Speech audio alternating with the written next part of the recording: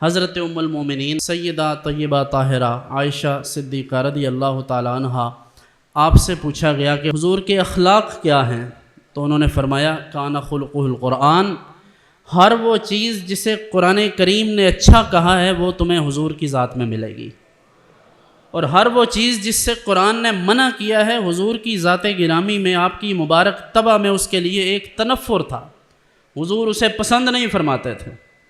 اور حضور بولتے کیسا تھے؟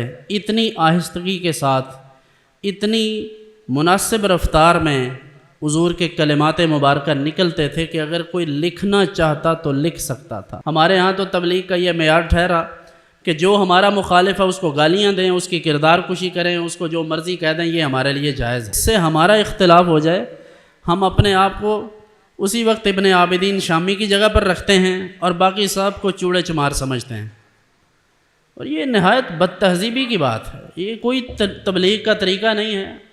آپ اختلاف کریں، آپ کے پاس دلیل ہے تو آپ دلیل دیں، اور دلیل کے ساتھ آپ قرآن سے، حدیث سے، لاجک سے کوئی بھی بات ثابت کریں، آپ کا حق ہے۔ لیکن گالیاں دینا یہ مبلغ کو تو زیب ہی نہیں دیتا، کسی صورت بھی اس کے لیے اس کی کوئی جسٹیفیکیشن نہیں بنتی، اس لیے اس بات کا خیال رہے۔ دوسری بات، نبی کریم صلی اللہ علیہ وآلہ وسلم کی ذاتی زندگی، حضور نے اپنے گھر میں جو وقت گزارا، گھر والوں کے ساتھ جو حضور کا رویہ تھا، خود جامع ترمذی میں ارشاد فرمایا کہ تم میں سے بہترین لوگ وہ ہیں جو اپنے گھر والوں کے ساتھ اچھا سلوک کرنے والے ہیں، گھر والوں کے ساتھ بہتر ہیں۔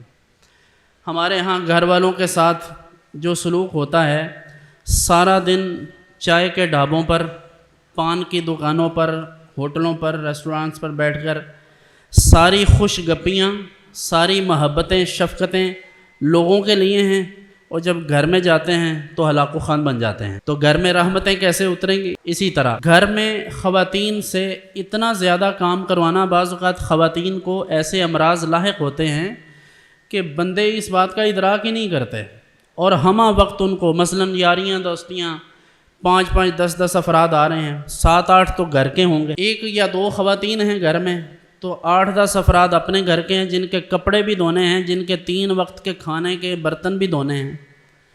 اس کام میں اگر شوہر یا بیٹا یا بھائی کوئی معاونت کرے تو یہ سنت ہے نبی کریم صلی اللہ علیہ وسلم کی۔ اب باقی سنتیں ساری ہمیں میٹھی لگتی ہیں، جہاں ہماری ذمہ داری کی بات آتی ہے، جہاں پھنسنے کی بات آتی ہے، اپنے اوپر بوجھ پڑتا ہے، وہاں ساری سنتیں سائڈ پہ ہو جاتی ہیں۔ تو اس لیے یہ خیال رہے کہ گھر والوں کا ہاتھ بٹانا چاہیے۔ اور حضرت ام المومنین سیدہ عائشہ رضی اللہ عنہا نے فرمایا کہ حضور گھر میں ایسے ہی وقت گزارتے تھے جیسے تم میں سے کوئی عام شخص، کہ چھوٹے چھوٹے کام جو تھے، یعنی گھر کے چھوٹے موٹے کام، وہ بھی حضور اپنے مبارک ہاتھوں سے کرتے تھے۔ مثلا جوتے مبارک کو اگر پیوند لگانا پڑا ہے، کپڑے کو پیوند لگانا پڑا ہے، تو حضور نے اپنے ہاتھوں سے یہ کیا ہے۔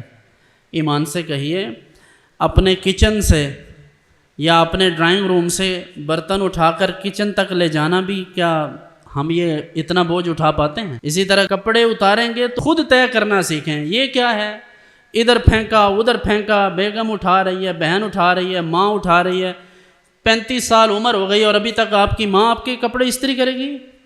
بالکل حماقت ہے، جہالت ہے، بد تہذیبی ہے۔ یہ اس ماں کی خدمت کریں جس کے قدموں تلے جنت ہو، اس کو ایسے روندا جاتا ہے، اس کی ایسے تذلیل کی جاتی ہے کہ وہ 50 سال کی بھی ہو اور آپ کے لیے ہمہ وقت دھواں سینکتی رہے، آگ سینکتی رہی آپ کے لیے۔ اس کی معاونت کریں، آٹا گوندیں جب آپ گھر میں ہیں۔ گھر میں نہیں ہیں تو ٹھیک ہے، آپ باہر کے کام کر رہے ہیں، لیکن ماں کی عزت، بڑی بہن کی عزت کریں۔ گھر والوں کو تھوڑا سا سکھ کا سانس تو لینے دیں، ان کا بھی حق ہے ہم پر۔ میں نے عرض کیا، حضور نے فرمایا تم میں سے بہترین وہ ہیں جو اپنے گھر والوں سے اچھا سلوک کرنے والے ہیں، ان کے ساتھ اچھے ہیں، تو گھر والوں کے ساتھ اچھے ہوئیے۔